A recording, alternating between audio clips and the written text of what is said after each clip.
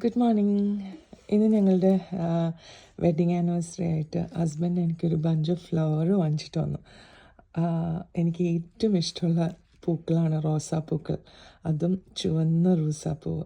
അപ്പം അത് ഒരു പാക്കറ്റിലാണ് വരിക. അപ്പോൾ അതെങ്ങനെയാണ് നമ്മൾ പ്രിസർവ് ചെയ്യേണ്ടതെന്നുള്ള ഒരു ഇൻസ്ട്രക്ഷനും അതിൻ്റെ കൂടെ ഉണ്ട്.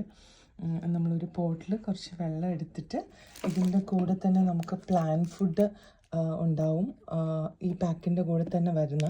അപ്പോൾ അത് നമ്മൾ ആ പോട്ടിൽ ആ വെള്ളത്തിലേക്ക് ഇട്ട് കൊടുക്കും.